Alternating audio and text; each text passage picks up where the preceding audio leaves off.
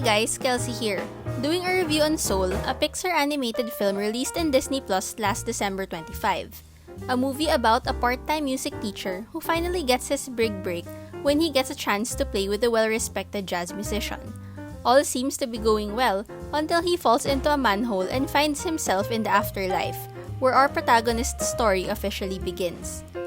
In this review, I will be giving a recap of the movie and discuss what makes Soul different from other Pixar films and share how this movie tackles one of life's deepest questions: why is life worth living? Hope you guys stick around and click subscribe to hear more from me. We are introduced to Joe Gardner, a part-time music teacher waiting for his big break as a jazz musician. So when he gets offered a permanent job by the school at the start of the film, everyone in his family is excited except for him. Clearly, this is not the big opportunity he's been waiting for. It came moments after, when he gets a call from his former student for a chance to play with Dorothea Williams, a big-time skilled saxophonist. Finally, things are falling into place for him. Joe excitedly goes to the audition and impresses her, landing the gig. Throughout his audition, we see that Joe has the talent and the passion. Therefore, it is soul-crushing when he falls into a manhole and dies. This clearly reminds me of the song Ironic by Alanis Morissette. Just when Joe finally got the opportunity he's been waiting for his whole life, he unexpectedly dies. With just this scene alone, it tells us to just carpe diem or seize the day. Don't take life for granted because you never really know when your last day on Earth is. Joe then wakes up as a soul separated from his body, where he finds himself in a walkway escalator heading towards what other souls who died call the Great Beyond. It's not explained in depth whether it's heaven nor what exactly happens in the afterlife. What we know is that going into the Great Beyond means you are most likely officially dead. This scares the crap out of Joe, who is clearly on the mission to go back to Earth and perform and make his dreams come true. So he escapes and forces himself out of the walkway escalator, where he finds himself in the Great Before, or also known as the U Seminar, the birthplace of souls. Before they're deployed to Earth, each soul is given a personality and must find their spark that forms each unique individual and deems them as Earth-ready. Each soul is then given a mentor to help with this process, where Joe reluctantly accepts to postpone his way back to the Great Beyond. This results for him to be paired with Soul 22, who cannot find her spark despite the multitude of mentors she's had, ranging from Mother Teresa to Muhammad Ali. She just doesn't see the point of living. Hence, Joe and Soul 22 work together to get Joe back to Earth and Soul 22 to stay in the Great Before. For this to happen, Soul 22 must find her spark, the last missing piece in her badge, to convert it to an Earth pass which she can hand over to Joe. So they head on to the Hall of Everything and Hall of You to inspire Soul 22 to find her spark. And as they see a reflection of Joe's life, he just felt like it summed up to nothing. This only makes Joe more determined to come back down to Earth, thinking that being able to finally play with jazz icon Dorothea Williams will turn around his life. Through this scene, we can see the general misconception that our life is determined by that one moment of success. We see movies, time and time again, glorify the idea of chasing our dreams. Most of us grow up chasing after a picture of success we envision for ourselves, with any deviation deemed as failure. We can say the same for Joe, who sees success equating to becoming a famous jazz musician, his life defined by this singular goal. Get ready, Joe Gardner. Your life is about to start. But the reality is, not everyone gets to be the person they envision themselves to be. We all don't end up becoming famous scientists and presidents of our country. But that doesn't mean our lives are any less meaningful.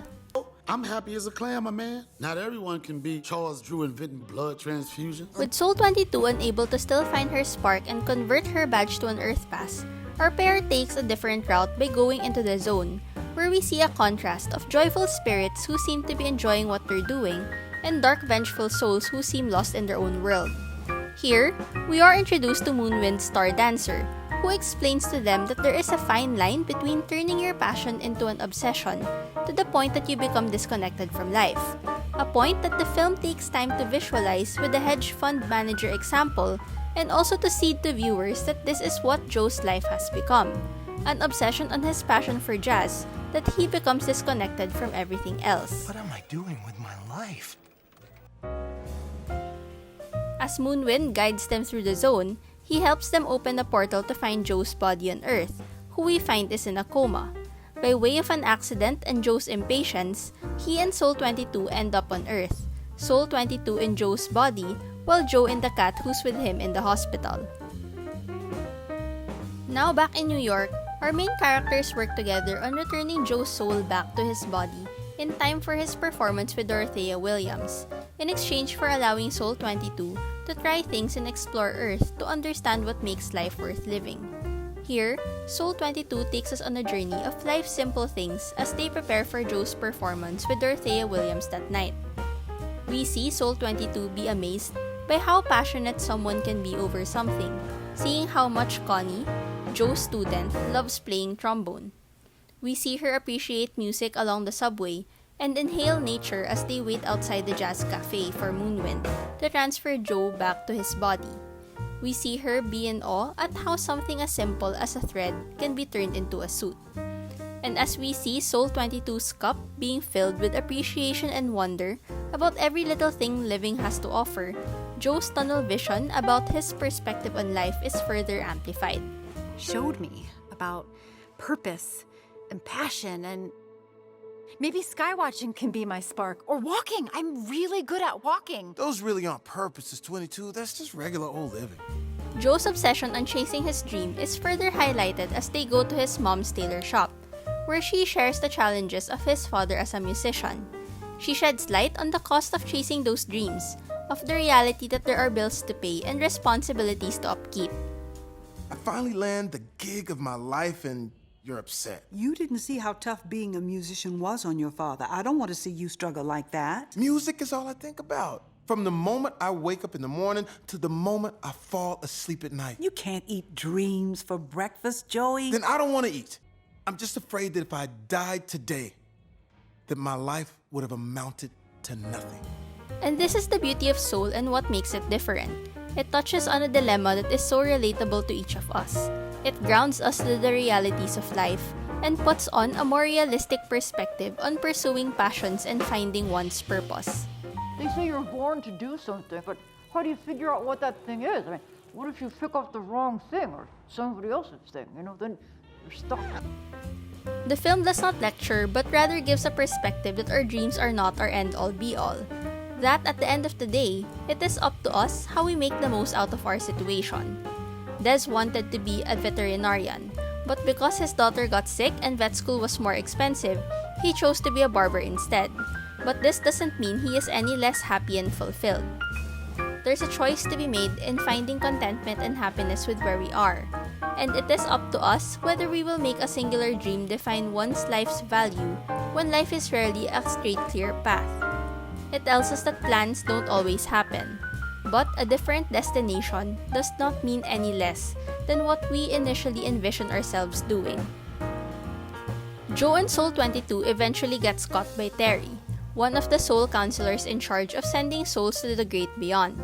They get brought back to the great before, where everyone is surprised that Soul 22 has finally found her spark, earning her Earth pass. As both Joe and Soul 22 are given a moment to say goodbye, they get into an argument where Joe invalidates the spark of Soul 22, saying she only found it because of him. Dissuaded and feeling lost, Soul 22 throws her Earth pass to Joe and vanishes. Joe gets back to Earth and finally gets to play with Dorothea Williams. After the high of the performance, Joe enthusiastically looks at Dorothea and asks for what happens next, to which the jazz icon replies with, "We do it all again." Joe seems disappointed with this and thought he'd feel different after finally getting the opportunity he's been waiting for his whole life. Dorothea responds by sharing with Joe a fish story. I heard this story about a fish. He swims up to this older fish and says, "I'm trying to find this thing they call the ocean." "The ocean?" says the older fish. "That's what you're in right now." "This?" says the young fish. "This is water. What I want is the ocean." This is when Joe realizes just how blinded he has been in his pursuit of his picture of success and what he believed to be his purpose for living, that he lost sight of the things that matter. Just like the fish in the story, he was looking for something that was right there all along.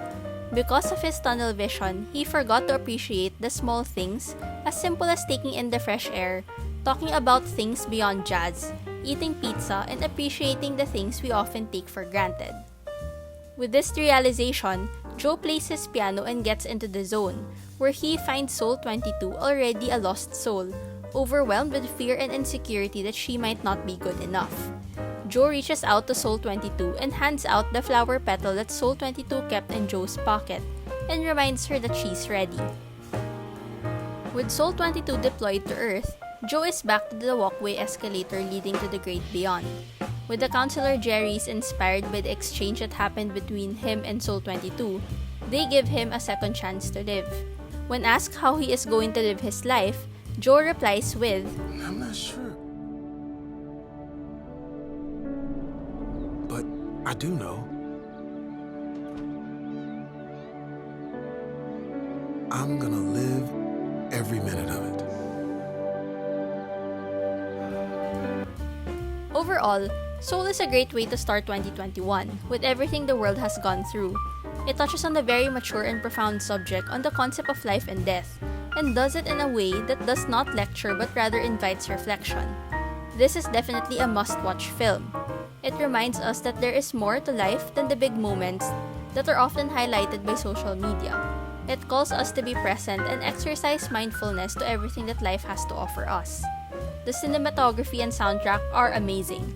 For an animation film, it was able to capture the beauty of New York and find a way for us viewers to appreciate what is supposed to be a normal day of Joe Gardner.